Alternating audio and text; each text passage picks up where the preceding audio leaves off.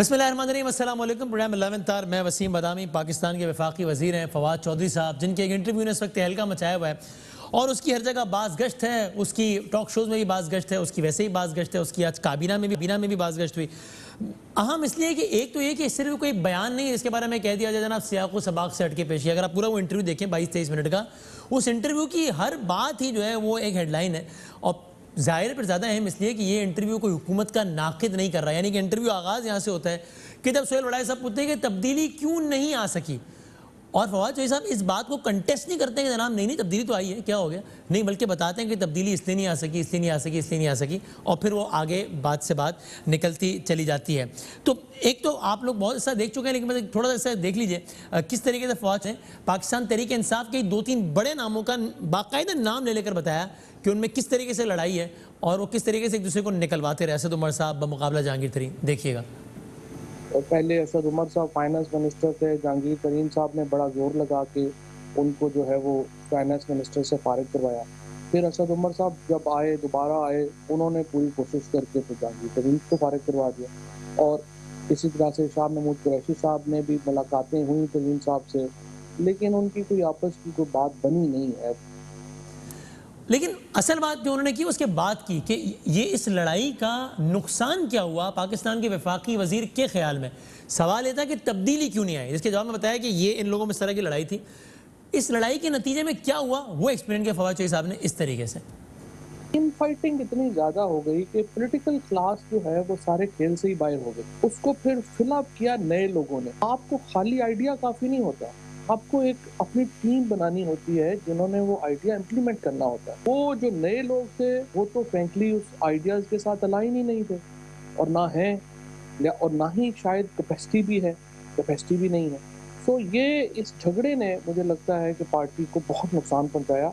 और decision making elected लोगों ने करनी है। कितने एडवाइजर्स होंगे हमारे, इतने ऐसे पीएम्स होंगे, और इलेक्टेड लोग जो है वो मुंह देख रहे होंगे एक दूसरे का। जो बेस्ट लोग थे वो वहाँ पे लगने चाहिए थे, लेकिन समहाउ मुझे लगता है कि जिसने भी उनको मशवरा दिया फ्रैंकली कि कमज़ोर लोगों को लगाएं और उन लोगों को लगाएंगे जो हर बात जो है वो डिक्टेशन लेंगे, मुझे लगता है कि उनकी ज़ात को सबसे ज़्यादा नुकसान पहुंचा। Imran Khan is far bigger than अभी जितना वो लग रहे हैं उससे। पाकिस्तान के वफाकी वजीर कह रहे हैं कि पाकिस्तान के वजीर आज़म ने अहम ओहदों पर कमज़ोर लोगों को लगाया। यानी वो ये कह रहे हैं, उनके अल्फाज ये थे कि जिसने भी खान साहब को, क्योंकि टीम की गलत बातों का तस्करा किया तो सवाल किया गया कि फिर टीम के हवाले, तो कहा नहीं, टीम को सेलेक्ट तो भी लीडर ही करता है।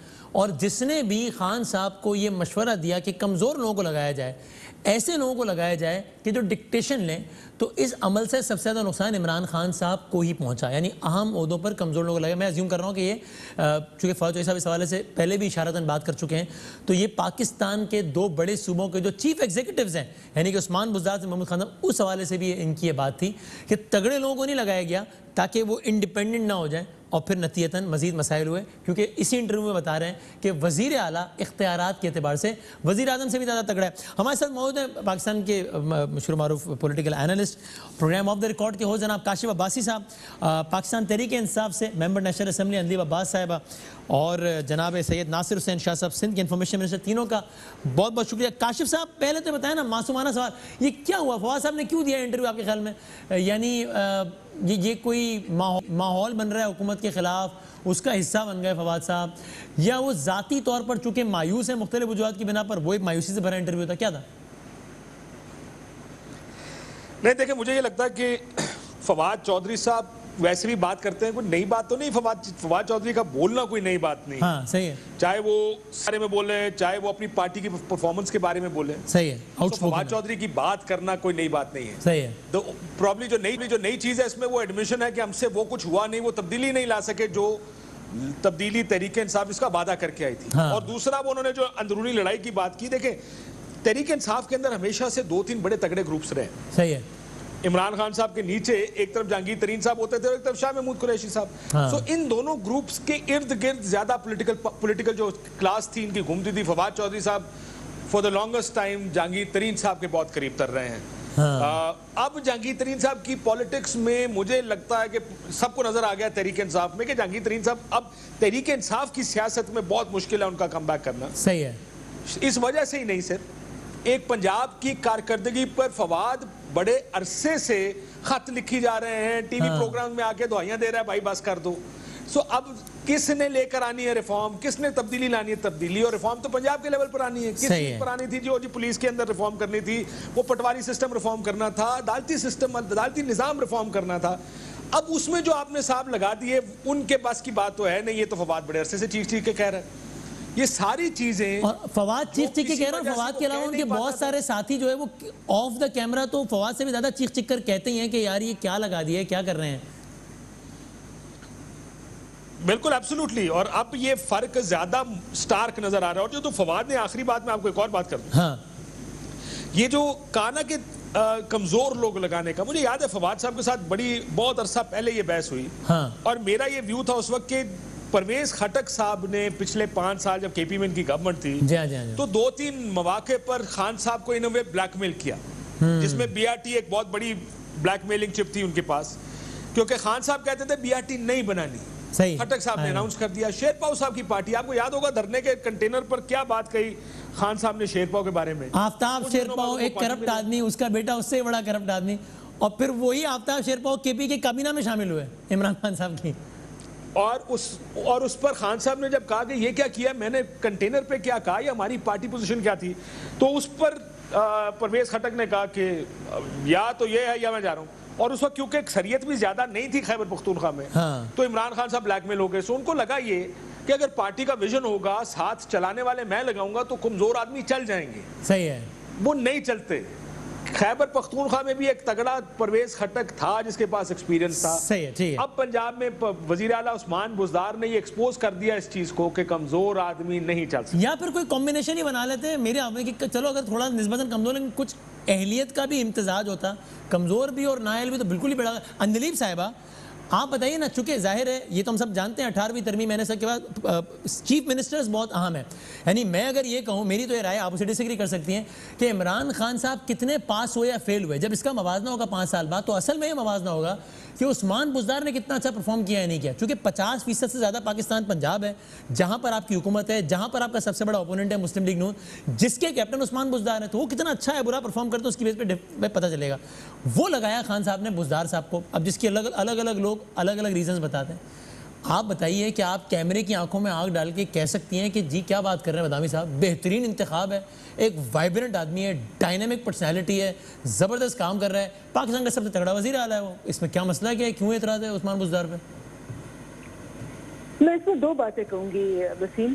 पहली बात तो जो अभी डिस्कशन हो रही थी फवाद के बारे में, हाँ। तो ये काशिफ ठीक कह रहे थे फवाद के ऑब्वियसली जब किसी का मेंटोर और जिससे आप बहुत करीब हों वो ना हो तो फिर एक होता है। जहांगीर तरीन बिल्कुल उनके मेंटोर भी थे और he was very close to him and Fawad has been a very outspoken person. आपको पता है हमारी पार्टी के अंदर, और आप इसको सराहते भी रहे हैं, बहुत बड़ा कल्चर है, चाहे यंगेस्ट हो चाहे ओल्डेस्ट हो, हमारी पार्टी में हमेशा सब बोलते हैं और पार्टी लाइन से दूसरे भी बोलते हैं, मैं भी बोल चुकी हूँ, और इसको सराहा जाता है। और मेरा ख्याल है कि उन्होंने, अगर आप वो इंटरव्यू देखें और आप बड़ी बारीकी से वो इंटरव्यू दिखा रहे थे, उन्होंने शुरू ही किया कि ये मेरा तज्जिया है। उन्होंने कहा बिल्कुल। हाँ, उन्होंने ये कहा। अब अगर फॉर एग्जांपल एक तज्जिया आता है, जैसे मैं पहले भी कह चुकी, चौधरी निसार का तज्जिया आता है बेशुमार दफा 1.5 घंटे कि जी जो अयान अली का अकाउंट था और जो बिलावल का अकाउंट था और ये सारे अकाउंट्स एक ही में से गए हैं, मेरे पास एविडेंस है। जरूरी नहीं कि वो सारी बातें सही हो और सब अग्री करें। इसी तरह फवाद चौधरी साहब ने कुछ बातें जो कही हैं, जरूरी नहीं कि वो बाकी सब जो कह रहे हैं वो बिल्कुल गलत है और जो वो कह रहे हैं वो सही है। ये दूसरी बात है। He has his opinion, it may be wrong, it may be right, ठीक है ना। हमने उसको ये इस पर्सपेक्टिव से देखना है। तो वही तो कह रहा हूँ कि फवाद समझते हैं कि पंजाब के, इन व्हाटएवर वर्ड्स वो पहले भी कह चुके हैं, पंजाब के वजीर आला का इंतखाब आइडियल नहीं था। उन्होंने बाकायदा खत लिखा है इस बारे में वजीर आजम साहब को। आप उनकी इस बात से भी डिसएग्री करती हैं कि नहीं, पंजाब का वजीर आला बेहतरीन आदमी है? इस तरह मुझे याद पड़ता है काशिफ साहब ने अपने एक प्रोग्राम में शायद सवाल उठाया था या वैसे तजिया कर कहा था कि इमरान खान साहब शौकत खानम का सरबरा बुज़दार साहब जैसे आदमी को लगाएंगे कि यार क्या ज़बरदस्त है, उठा के रख देगा, या नहीं लगाएंगे जो आपने पंजाब का सरबरा लगा दिया ऐसे आदमी को? अच्छा, पहले तो वो शौकत खानम का सरबराह जो है वो एक पॉलिटिशियन नहीं होगा और ना ही जो डॉक्टर है वो इस तरह से वो होगा। मैं उसकी सियासी वाबस्तगी नहीं, उसकी सलाहियत के एतबार से सवाल पूछ रहा हूँ। मैं इसी तरह, मैं वसीम तुम्हारे प्रोग्राम में पता नहीं कितने सालों से आ रही हूँ, और तुम रिप्ले लगा लो पहले साल का, दूसरे साल का, क्योंकि जब केपी था तो मैं सबसे ज्यादा आया करती थी टीवी पे। I was representing KP. सही है। जो तुम लोगों ने परवेज खटक के बारे में कहा हुआ है ना, मैं कहती हूँ बुज़दार साहब के बारे में तो आधा भी नहीं कहा। I disagree. जो नाम रखे हुए हैं, जो उनके बारे में कहा कि किस वक्त वो उठते हैं, किस वक्त वो सोते हैं।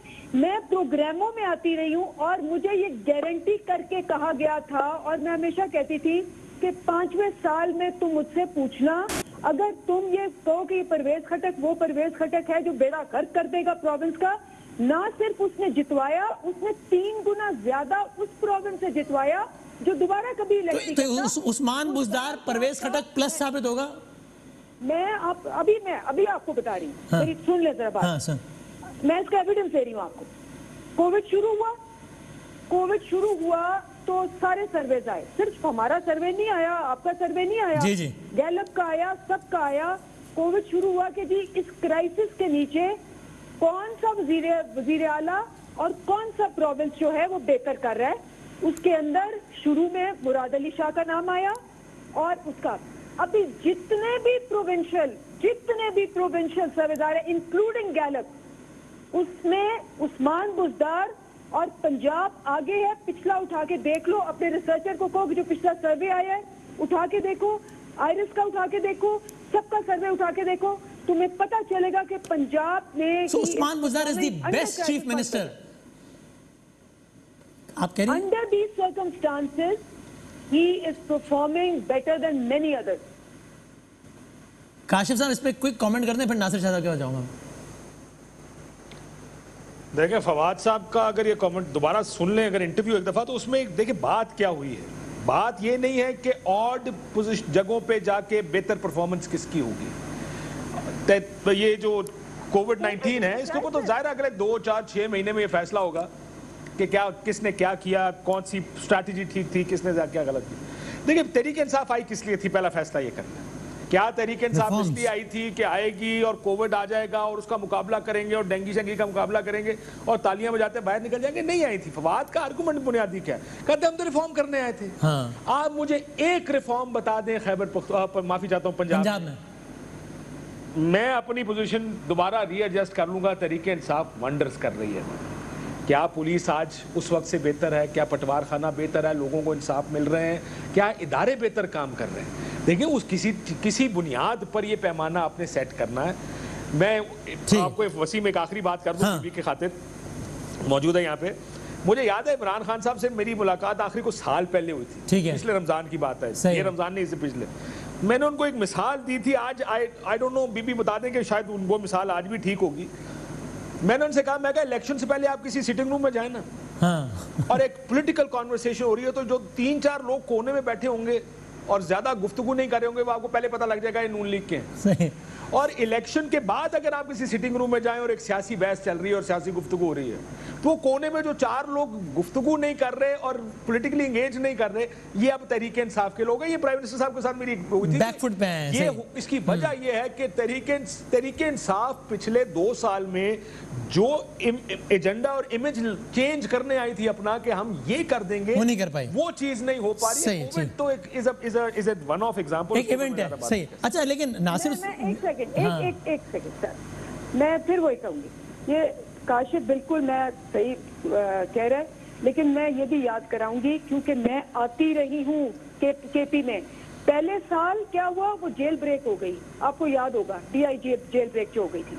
उसके बाद एक और वाकया हो गया, इन्होंने कहा कि पुलिस रिफॉर्म, दूसरे साल पूरे मीडिया ने सबने कहा केपी में फेल हो गए, तीसरे साल इन्होंने कहा सेहत में फेल हो गए, चौथे साल जाके वो पुलिस रिफॉर्म, सेहत और तालीम के हुए थे, चौथे साल जाके। अभी हम दूसरे साल में हैं। आप कह रही हैं, अच्छा वेट, ठीक है, चलते हैं आगे भी इस पे बात करेंगे। नासिर शाह साहब, वो ऐसे में आसिफ जरदारी साहब ने भी आज वो फ़ोन किया पंजाब के लीडरान को और कहा कि जनाब जियालों तैयार रहो, मुत्तहद रहो, बस खुशखबरी करीब है। ये क्या उनको फवाद साहब के किसी बयान से तो नहीं हौसला बढ़ गया? फवाद साहब ने कह दिया, खान साहब ने कहा 6 महीने हैं, तो क्या क्योंकि वो बड़े इज्जत एहतराम करते हैं, मैं लेटर साइड कह रहा हूँ, वो पंजाबी मुझे तो नहीं आती, नहीं काशिफ भाई सर इस्लाह करेंगे कि वो क्या कहते हैं कि वो सारा पिंड भी अगर फारिग हो जाए तो पंजाब में आपका चांस तो ज़रा मुश्किल ही है सर। बिस्मिल्लाहिर्रहमानिर्रहीम, अल्लाहुम्मा सल्ली अला मुहम्मदिन व आले मोहम्मद। देखिए, कई दिनों से बहुत सारी अफवाहें जो उड़ाई जा रही थी मुख्तलिफ सोशल मीडिया पे आसिफ अली जरदारी साहब की सेहत की मुतालिक। तो अभी जब बीबी शहीद की सालगिरह थी तो उस वक्त भी फैमिली के साथ उनकी ये पिक्चर्स आई, फिर उनका ज़ाहिर है पॉलिटिकली भी कोविड के लिए भी उन्होंने चीफ मिनिस्टर साहब से भी कहा, लोकस्ट के ऊपर भी उनके बयानात आते रहे हैं, तो पंजाब वालों को भी उन्होंने हौसला अफजाई के लिए बयान दिया है। और ये जो आपने अभी कहा ना कि जो मिसाल आप दे रहे थे, ये ऐसा नहीं है। अच्छा। 97 में ही कुछ ऐसा ही हुआ था। हाँ। कि सिर्फ 18 सीटें थीं और सिर्फ सिंध से थीं, फिर आपने देखा कि बाद में कितनी सीटें आईं और पंजाब से भी, और तब कम से कम दूसरे फरीक तो आप थे, अगरचे बड़े मार्जिन से थे, लेकिन एक फरीक था नून, एक थी पीपल्स पार्टी, तो बहुत पीछे थी। अब तो पंजाब में आप फरीक ही नहीं रहे, पंजाब में खेल ही नून वर्सेस पीटीआई हो गया, आप तो फरीक ही नहीं रहे पंजाब में। ऐसा नहीं है। ये जो 450 के अवान में 6-7 सीटें होती हैं। मैं आपको अर्ज करूं, अंदलीप साहिबा मेरे लिए बड़ी काबिल एहतराम है, हमारे लिए इनके माजरत के साथ। ये जो पानी का बुलबुला आया है ना, ये जो सारी आवाम को मामू बनाकर और ये सब लोग जो आ गए, और जो भी वो कह रही थी कि परवेज़ खट्टक साहब की वजह से ज़्यादा सीटें लीं, तो सिर्फ परवेज़ खट्टक साहब का भी आंसर नहीं था, कुछ और चीज़ें भी थी। आज इन्होंने एक और बड़ी अच्छी बात, बड़ी पुरानी याद करा दी, जेल ब्रेक वाली। हाँ। तो जेल ब्रेक के बाद तो इनकी परफॉर्मेंस सामने आ गई थी, एक आदमी नहीं उसमें से पकड़ा गया।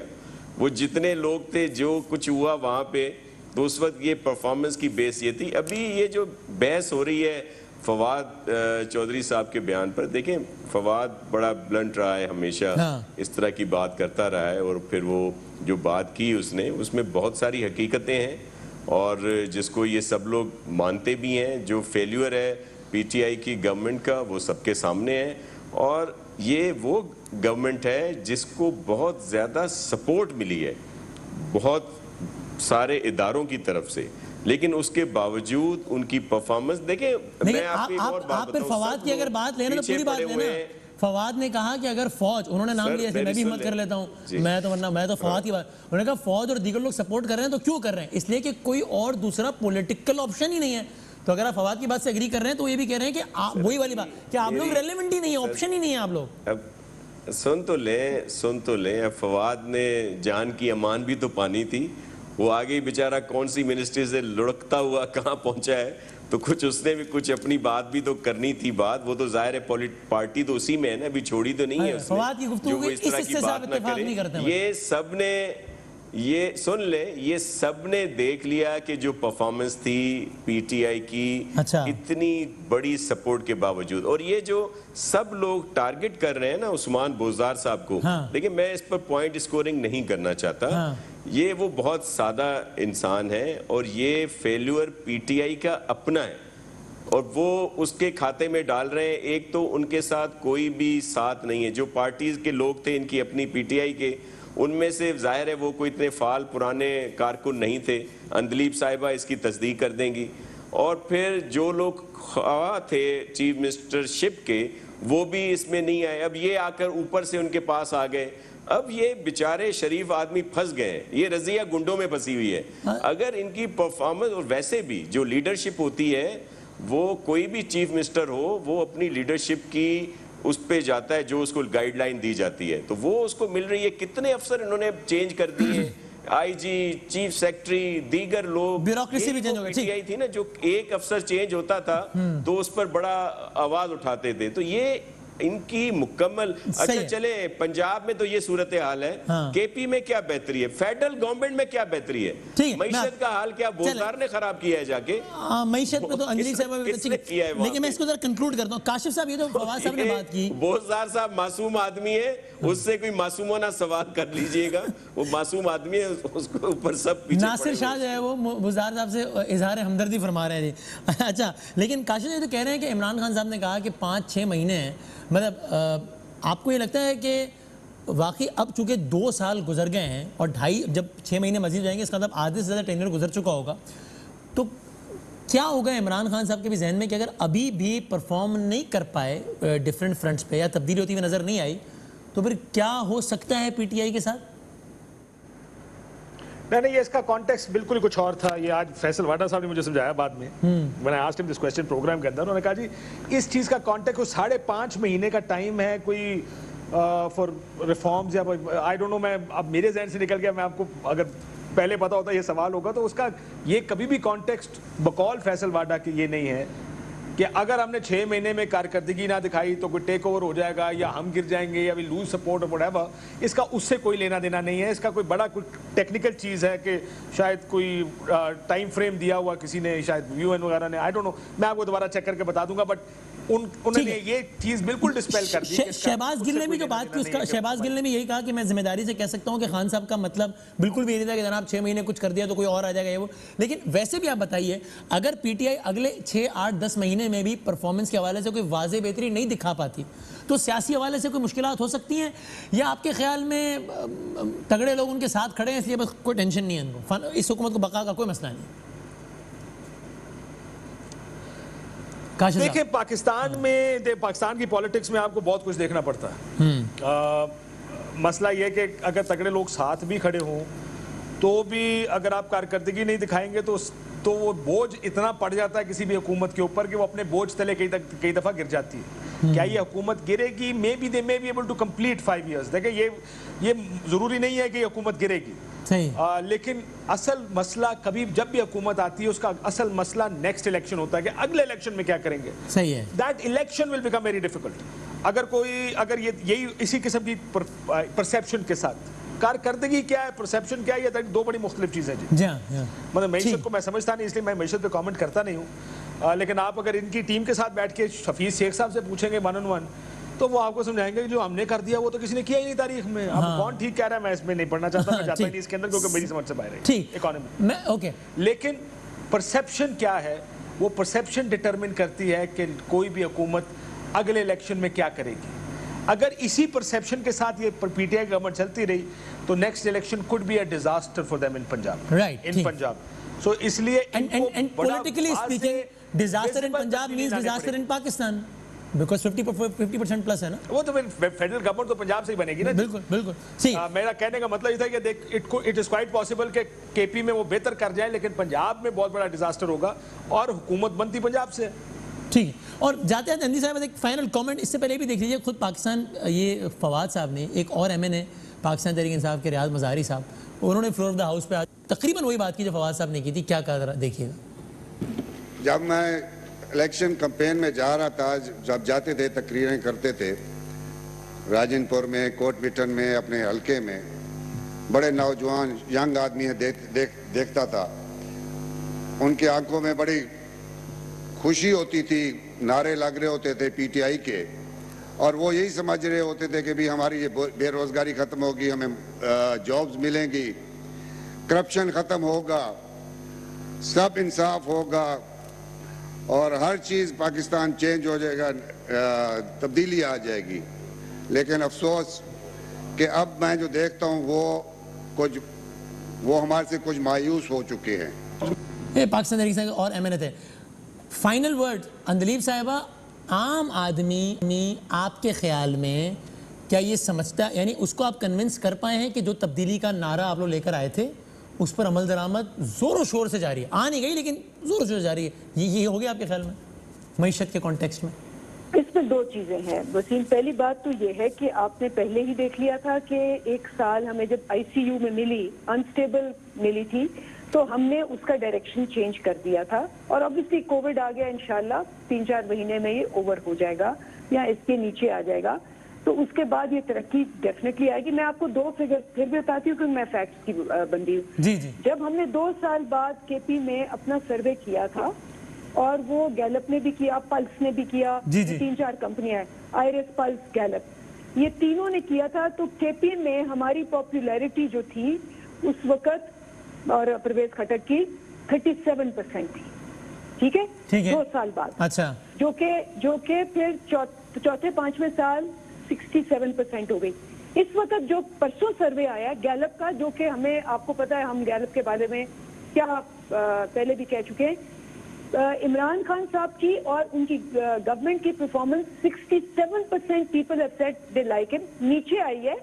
72% थी, उससे नीचे आई है। 82% थी। असद उमर साहब ने फ्लोर ऑफ द हाउस में कहा था 82% थी, और ये कोरोना के ये स्पेसिफिकली कोरोना के कॉन्टेक्स्ट में था ये सवाल। एब्सोल्युटली तो 15% गिरी है। मैं आपको यही कहूंगी कि आप मिड टर्म, इस वक्त तुम्हारे 2 साल हुए हैं, कभी भी जो 2 साल की परफॉर्मेंस है, बिकॉज 2 साल के अंदर आप वो काम नहीं करते, एग्जीक्यूशन आपकी होती है लास्ट 3 इयर्स में।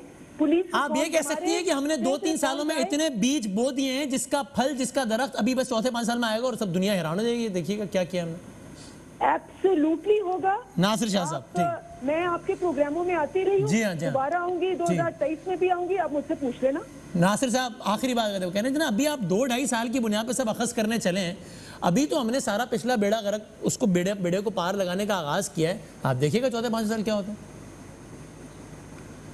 देखिए, अगर कोई सही सिमत में कोई चीज़ हो तो फिर तो बिल्कुल ये जाहिर है 2 साल में आप नहीं कर सकते, लेकिन अगर पूरी सिमती आपकी, जो आप दावे करते थे बड़ी मुआशी टीम के, अब तो आपकी वो है नहीं, कहीं दूसरी बाहर से आ गई और ख़ुद आपने चेंज कर दिया। दूसरा, जिस भी इनके मिनिस्टर या इनके रहनुमा की वजह से फेलियर हुआ है खान साहब की गवर्नमेंट का, वो उनको फिर किसी न किसी तरीके से ले आए, फिर एक दफ़ा हटा दिया कि जी इन्होंने ये कर दिया, फिर दोबारा उनको लगा दिया, तो इससे क्या बेहतरी की उम्मीद आएगी। और जो चीज़ें ये तवातर से कहते आए हैं, काशिफ साहब बैठे हैं, वो इस बात के गवाह हैं, आप खुद इतने प्रोग्राम कर चुके हैं इनके शुरू से, कौन सी ऐसी चीज़ है जिस पर इन्होंने पहले कहा और आज उस पर अमल कर रहे हो। हर चीज़ से इन्होंने वो यू टर्न को बहुत अच्छा समझने लगे हैं कि जी यू टर्न ले लिया जाता है, लेकिन ये हर चीज़ पे यू टर्न, कोई एक बात बता दें कि जिस पर इन्होंने अमल किया हो, जो पहले ये तो लगाते थे इल्ज़ामात PPP, PMLN पे, जो दीगर जो भी गवर्नमेंट में रहती हैं, ANP, MMA, सब पे, इन्होंने कौन सा वो अमल है जो नहीं किया जो उन पार्टीज ने अपनी गवर्नमेंट के दिनों में किया था और फिर ये इल्ज़ाम लगा रहे थे। अब आप इनसे कैसे उम्मीद कर सकते हैं कि ये बेहतरी की तरफ जाएंगे। जाते आते फैसल वाडा साहब लाइन पर हैं ताकि वो जो 6 महीने वाली बात की फवाद साहब ने उसका कॉन्टेक्स्ट बता दें। वाडा साहब अस्सलाम वालेकुम। सर क्या, बहुत शुक्रिया वक्त देने का। ये क्या 6 महीने वाली बात क्या थी जो फवाद साहब ने कि इसका तासुर ये मिला के जनाब 6 महीने में पता नहीं क्या होने वाला है। मेरे ख्याल से या तो मिस कोट हुआ या मिसअंडरस्टैंड किया गया या मिस फ्रेज किया गया। इसका कोई ताल्लुक गवर्नमेंट के साथ नहीं है, ना उसकी चलाने से ताल्लुक है या हटने से ताल्लुक है या 6 महीने की डेडलाइन है हमारे पास। वो प्राइम मिनिस्टर साहब ने कहा था कंस्ट्रक्शन इंडस्ट्री और बाकी इंडस्ट्रीज को IMF के तहत हमने एक पैकेज के तहत सम अप किया हुआ है, जिसकी लाइन डेडलाइंस जो हैं वो 5-6 महीने की हैं। It has nothing to do with government performance और government with in outside threat, internal external, it has nothing to do with politics. तो वाडा साहब ये फवाद साहब के अल्फाज प्रिसाइसली ये थे, एक का जुमला आगे भी होगा कि खान साहब ने आखिरी कैबिनेट मीटिंग में कहा कि हमारे पास 5.5-6 महीने हैं, उसके बाद वक्त हाथ से निकल जाएगा, फिर इनिशिएटिव दूसरी साइड पे चला जाएगा, ये उन्होंने कहा। नहीं सर, उस पे नया पाकिस्तान हाउसिंग से रिलेटेड बात हो रही थी और उसकी कंटिन्यूएशन थी। तो फवाद साहब सही समझे नहीं शायद उस बात को, तो उन्होंने तो यही कहा जो मैंने आपसे कहा है। उन्होंने कहा होगा ये बात, लेकिन वो या समझे नहीं या फ्रेज नहीं क्योंकि लंबी चौड़ी बात करना कभी डिस्कनेक्ट। कंस्ट्रक्शन इंडस्ट्री के तनाजुर में थी आप कह रहे हैं बात sir. Construction related industry and जो बिजनेस ग्रोथ के तहत चीजें हैं, उसकी नया पाकिस्तान हाउसिंग के तहत बात हो रही थी, उसकी कंटिन्यूएशन में ये बात हुई थी। It is specific to IMF industrial growth and housing growth, it has nothing to do with politics. Okay, ठीक है, बहुत शुक्रिया फैसल। तीनों मेहमानों का बहुत शुक्रिया। एक ब्रेक लेते हैं और ब्रेक के बाद एक और अहम मौजू पर गुफ्तगू करेंगे। खुश आमदीद। पिछले दिनों पाकिस्तान में एक बहुत बड़ी डेवलपमेंट हुई। पाकिस्तान की अदालती तारीख में पहली मरतबा बरतानिया की मुआवनत से, बरतानिया से शवाहिद हासिल करने के बाद, पाकिस्तान के में एक सदारती ऑर्डिनेंस के इजरा के बाद एक हाई प्रोफाइल मर्डर जो कि पाकिस्तान से बाहर हुआ था, उसका फैसला आया और बताया गया कि उस आला सियासी शख्सियत को, आला तरीन सियासी शख्सियत उनकी अपनी पार्टी के, उन्होंने कत्ल करवाया था, यानी कि इमरान फारूक को अल्ताफ हुसैन ने कत्ल करवाया था। इस पर MQM पाकिस्तान, जो कि बहुत रेलिवेंट है, उसका कोई रद्द अमल ही नहीं आया। खामोशी इख्तियार की कोई प्रेस रिलीज, कोई बयान, कुछ नहीं आया। ये एमक्यूएम पाकिस्तान इस फैसले के बारे में सोचती क्या है? हमारे साथ मौजूद कवर नवेद जमील साहब, सीनियर रहनुमा है कौमी मूवमेंट के। सर बहुत शुक्रिया वक्त देने का। एक तो मैं हैरान था इस बात पे कि इस पर एमक्यूएम पाकिस्तान ने कोई रद्द अमल ही जाहिर नहीं किया बाकायदा फॉर्मल अब तक, जिस तरह मैं देखा कोई प्रेस रिलीज वगैरह नहीं है सामने। आप आज बता दीजिए इस फैसले पर आपकी पार्टी की क्या राय है? इत्तेफाक करते हैं आप ठीक फैसला है आपके ख्याल में? अच्छा, बाद में इस पर हमारा रद्द अमल क्यों आना चाहिए? क्या मुस्लिम लीग का आया है, क्या पीपल्स पार्टी का आया है, क्या किसी का भी नहीं आया, हमारा भी नहीं आया। ये मुस्लिम लीग के रहनुमा थोड़ी थे, पीपल्स पार्टी के रहनुमा भी नहीं थे, एमक्यूएम के रहनुमा थे इमरान फारूक। और उस वक्त एमक्यूएम लंदन और पाकिस्तान की तफरीक भी नहीं थी, उस वक्त एक एमक्यूएम थी। और इसका इल्जाम भी ना मुस्लिम लीग पर आया ना पीटीआई पर, इल्जाम भी एमक्यूएम के कायद पर आया। तो आपसे ज्यादा रेलेवेंट कौन है? बात ये कि देखें हम असल में तमाम मामलात से 4 साल पहले अपने आप को अलहदा कर चुके, और इस लेकिन जब ये कत्ल हुआ तब अलहदा नहीं थे, तब आप सब साथ थे। इस केस के बारे में हमारे पास इतनी ही मालूमात है जो मीडिया में आई है, और हम बहरहाल जो अदालत के फैसले हैं उनका हम एहतराम करते हैं, और हम ये समझते हैं कि इमरान फारूक भाई कि बेवा को, उनके बच्चों को, उनके वालिदैन को इंसाफ मिलना चाहिए। मिल गया इंसाफ आपके ख्याल में? अदालत के हर फैसले, आप एहतराम तो करते हैं, इत्तेफाक भी करते हैं आप? उनका जो इस फैसले में जिनको कातिल करार दिया गया उन्हीं को कातिल समझती है एमक्यूएम पाकिस्तान? देखिए ये हम समझने ना समझने की बात नहीं है। अदालत कह रही है तो पूरी दुनिया में जो सिक्का राइजल वक्त यह है कि फैसले अदालत को ही करने पड़ते हैं, और जो अदालत के फैसले होते हैं उनको हम भी तस्लीम करते हैं और सारी दुनिया तस्लीम करती है। मैं सिर्फ ये हैरत हो रही है कि इस पर आप राय जनी से क्यों गुरेजा हैं? आपकी पार्टी के लीडर के कत्ल का इल्ज़ाम आपकी पार्टी के लीडर पर आया है, और ये सब उस वक्त हुआ है जब आपकी पार्टी और उनकी पार्टी अलग अलग नहीं थी, और उस पर राय जनी करने से ही गुरेजा है आप। और दूसरी तरफ वो पॉसिबिलिटी चलती है कि आप साबित कायद से अपने ताल्लुक कर रही है, लेकिन अभी भी आप राय देते बड़ा मोहतात रवैया इख्तियार करते हैं। देखिए मैंने आपको ये कहा ना कि असल में अदालती मामलात पे गैर ज़रूरी राय जनी करनी भी नहीं चाहिए, इसलिए कि मैंने आपसे ये अर्ज़ किया कि हमारे पास इस केस के बारे में जितनी भी मालूमात है वही है जो मीडिया में आई है। तो जो मीडिया में आ चुका है उस पर हम फर्दर क्या, जो हमारा मौक़िफ़ है वो हमने बिल्कुल क्लियर दे दिया है कि जो अदालत के जो फैसले आए हैं हम उस पर उनका हम एहतराम करते हैं, और हम समझते हैं कि ये फैसले अदालत को ही करने हैं। डॉक्टर इमरान फारूक भाई के बच्चों को, उनकी बेवा को इंसाफ मिलना चाहिए, और दुनिया में जहाँ पे भी, पूरी दुनिया में, पाकिस्तान में या पाकिस्तान उससे बाहर जहाँ पर भी किसी जुर्म का इर्तिकाब हो उनको सजा मिलनी चाहिए। एक तो है कि मैटर ऑफ सब जुडिस नहीं है, फैसला आ गया है, इस पर राय जनी तो की जा सकती है कि अच्छा नहीं। चले मैं आपसे स्ट्रेट पूछता हूँ, ये फैसला कहता है कि इमरान फारूक साहब को अल्ताफ हुसैन ने मरवाया, आप अग्री करते हैं इस बात से? आपकी भी यही राय? देखिए मेरी राय की बात नहीं है, ये मेरे पास ये फैसला अदालत का आ गया है ना। जो कुछ अदालत ने फैसला दे दिया हम उसको समझते हैं कि यकीनन अदालत के पास सारी मालूमातें, हमारे पास तो जो भी मालूमात है वो यही है जो मीडिया के ज़रिए हमें हासिल हुई है ना।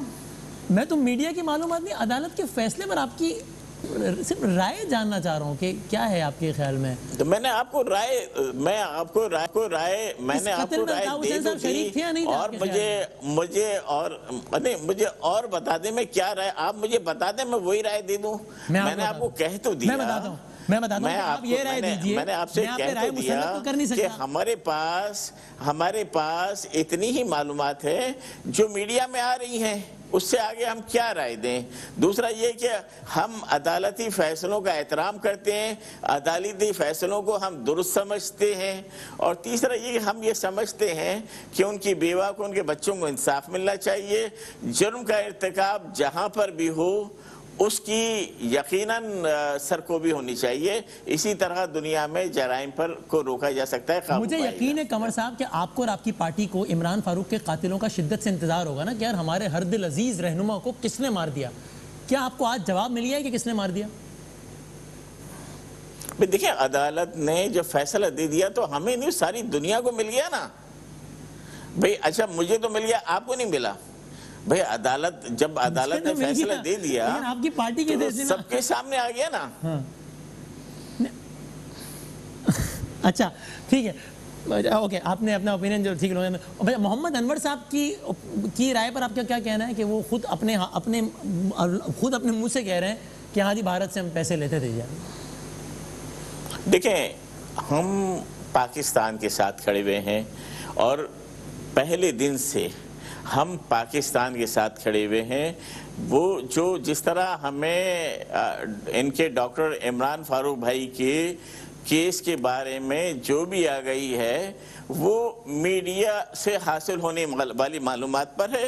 इसमें भी हमारी जो भी आगाही है वो वही है जो मीडिया में आ रहा है। हम बिल्कुल पाकिस्तान के साथ खड़े हैं और ऐसे तमाम लोगों को ये बहुत मासूमाना बयान इसलिए कि एक तरफ आप कह रहे हैं अदालती फैसले में लिखा है तो जाहिर है ये वो, अच्छा उसी फैसले में ये भी लिखा है कि इस कत्ल की प्लानिंग हुई 9/0 पर, तो या तो आप कहेंगे नहीं भाई बात गलत है, ऐसा कुछ नहीं हुआ, या आप अगर मान रहे हैं तो फिर आप ये भी माने, लेकिन आप ये कह रहे हैं कि यार ये फैसला तो आ गया, इसका एहतराम भी है, प्लानिंग भी 9/0 पे हुई होगी, ऑर्डर भी लंदन से होगा, देखिए हमें क्या पता नहीं, तो देखिए इतना उस पार्टी में थे आप लोग, पता ही नहीं। मैं आपको क्या कह रहा हूँ, देखिए अगर मेरी नॉलेज में होता मैं आपको बता दूं, मैं कह रहा हूँ मेरे पास टोटल नॉलेज वही है जो उसमें आई है, जो मीडिया में आई है, जो आपके तवज्जुह से हमें पहुंची है, वही हमारे पास है।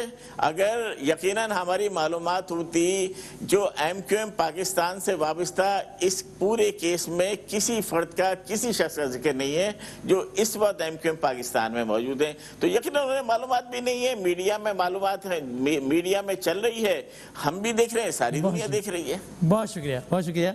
कमल अपनी राय का इजहार कर रहे थे। आपको याद है कि मुस्तफ़ा कमाल साहब ने इस हवाले से भारत से ताल्लुक़ सारे मामलात का 3 मार्च को इसका इजहार कर दिया था। एक ब्रेक के बाद प्रोग्राम को कंक्लूड करते हैं और जाते जाते आप सबसे यही गुजारिश कि अपना और गिरदोनवाह के लोगों का हर एतबार से बहुत ज़्यादा ख्याल रखिए, चाहे वो मास्क पहनने की सूरत में हो, सैनिटाइज़र इस्तेमाल करने की सूरत में हो, हाथ धोने की सूरत में हो, वो तमाम तर चीज़ें खाने पीने की सूरत में हो जो कि आपकी इम्यूनिटी को मजबूत बनाती हैं। ये मामला कितना संजीदा है इसका अंदाज़ा इस बात से लगा लीजिए कि हज साल का अहम तरीन इवेंट, इससे बड़ा क्या इवेंट होगा, वो भी इस साल उस अंदाज से नहीं हो सकेगा। इंटरनेशनल हज कैंसिल कर दिया गया है, मकामी अफराद सिर्फ ये फरीज़ा अंजाम देंगे। इस फैक्ट से ज़्यादा कोई और